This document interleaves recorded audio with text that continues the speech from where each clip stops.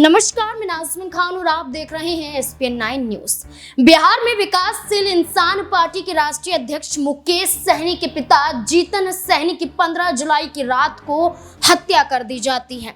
हत्या के बाद ये पूरा मामला गरमा जाता है कि आखिरकार ऐसी क्या दुश्मनी रही होगी कि जीतन सहनी की चाकुओं के जरिए हत्या कर दी गई।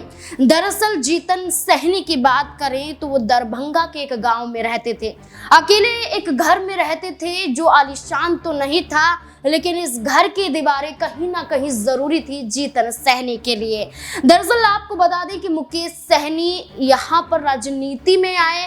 वो अपने पिता के साथ तो नहीं रहते थे, लेकिन अपने पिता का देखभाल जरूर करते थे।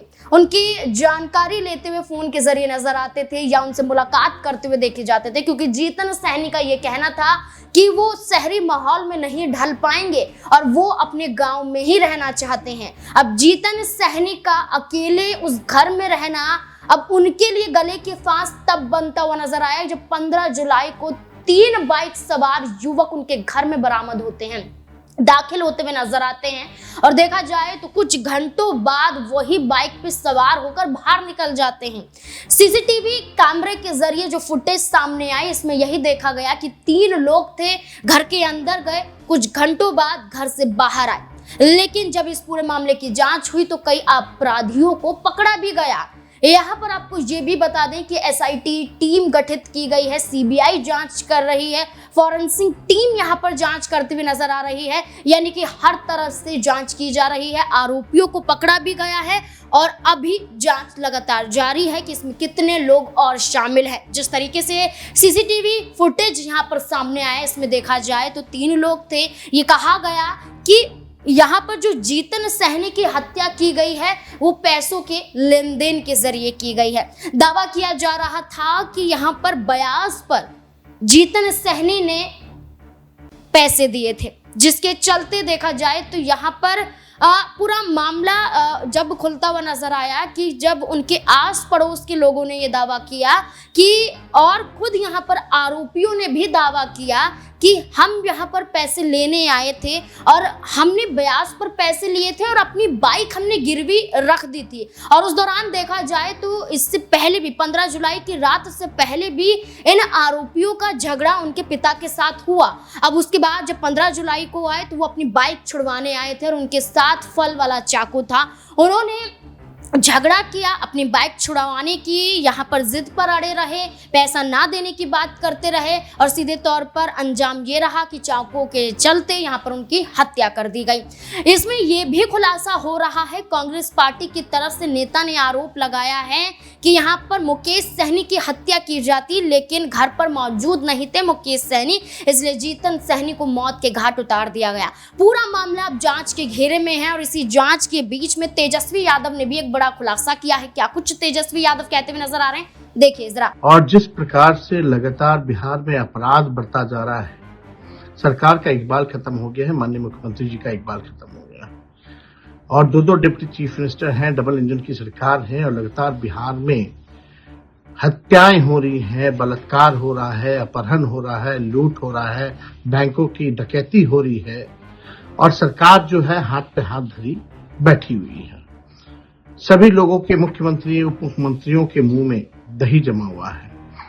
आज जो घटना सुबह जो हुई है, हमारे बड़े भाई मुकेश सहनी जी जो VIP पार्टी के संरक्षक हैं, उनके पिता की निर्मम हत्या कर दी गई है। इसका हम लोगों को बहुत दुख है और पूरी परिवार के प्रति हम लोगों की संवेदना है। इस दुख की घड़ी में ईश्वर जो है उनको मजबूती देने का काम करे और हम कह सकते हैं कि सरकार द्वारा ये संरक्षित अपराध है, संपोषित अपराध है, ये प्रायोजित सरकार द्वारा है और जिस प्रकार से अपराध चरम सीमा पर चली जा रही है, ये हम हर 1.5 महीने से हम सरकार को हमने आगाह किया है, हमेशा प्रेस रिलीज जारी करके घटनाओं का जिक्र किया है। आज भी हमने 40 घटनाओं जो हत्या हुई है उसका जिक्र किया है। बिहार में जिस प्रकार से महिलाओं के साथ जो दुष्कर्म हो रहे हैं वो अलग मामला है, अपहरण का अलग मामला है। छीना झपटी का अलग मामला है, डकैती का अलग मामला है। तो बिहार में पूरी तरीके से बिहार को हम कह सकते हैं कि गुंडा राज जो है स्थापित हो चुका है और सरकार के लोग जो है पूरी तरीके से गंभीरता से इन मामलों को नहीं ले रहे हैं। उनके पास बोलने को कुछ नहीं बचा है और हम ये कह सकते हैं कि बिहार जो है नीतीश कुमार जी के हाथ सुरक्षित नहीं है और उनसे बिहार चल नहीं रहा।